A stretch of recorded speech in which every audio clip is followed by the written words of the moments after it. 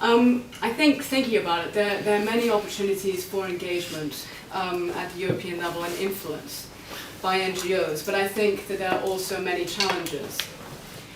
And I think before we get into that, I think it's always good to remind us of what's the purpose of data collection, what's the purpose of monitoring, what's the purpose of this strategic engagement at the European level. And a former boss of mine who set up the first national victim service in the UK told me that she was often asked, what do victims want? And she thought that they were probably expecting her to say something like this policy or that intervention or this police training or this data. And it was her view that really what victims want is for it to stop. So whatever it is, the hate crime, the harassment, the crimes against them, to stop it happening. And I think that it's important to bear in mind in all of our work and our interventions to think about how our efforts are going to help prevent hate crime and how our efforts are going to help get the best responses for victims of hate crime across the EU.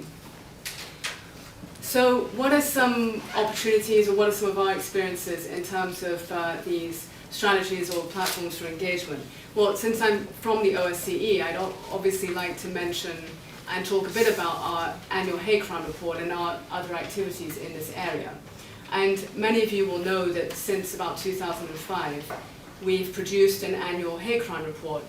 The purpose of this report is to give the information that we can about the prevalence of hate crime, but really what it does is it gives an idea of state responses to hate crime, the state's figures, official figures on hate crime, and certainly from the NGO perspective, it gives us an indication of hate crime in states where we may not get any official data at all.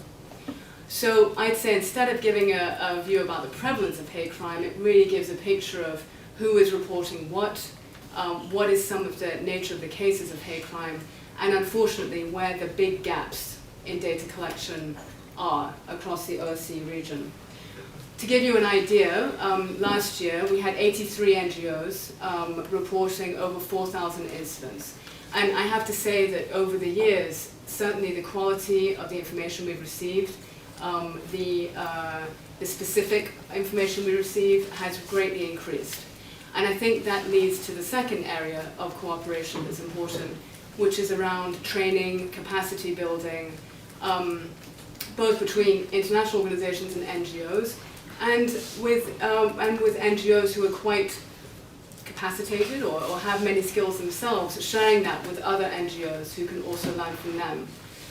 I think that one of the areas of this is around what do we mean by hate crime? What do we mean by the term hate crime?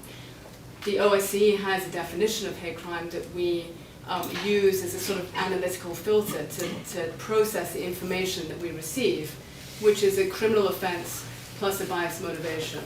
And a lot of our activities are around working with NGOs on how to identify those two elements of hate crime, how to monitor that, how to report it and use it to get better services from authorities, and also to report up to international organizations like ourselves.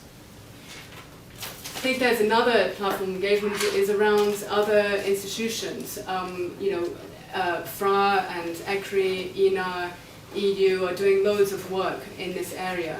And I think that there's some great examples of cooperation. I think this project that we're all here in Brussels, the experts and NGOs are here to be involved in, is an excellent example of that kind of funding to provide the opportunity to get these guidelines on monitoring. And that would be a case in point, I'd say. So what are some of the challenges? Well, we know that many NGOs are operating in very challenging environments. That could either be because they may not have many resources themselves, they may be working with public authorities who have a limited understanding of what hate crime is about, they may not be collecting their own data, some states don't collect data on hate crime, which makes it difficult for NGOs to engage and make the case that there is bigoted, targeted violence that's going on in these countries. And I think that there are no easy ways to address these issues, and I'm certainly not going to try and give you the answer here, but I know that there are people in the room who have ideas and who have direct experience.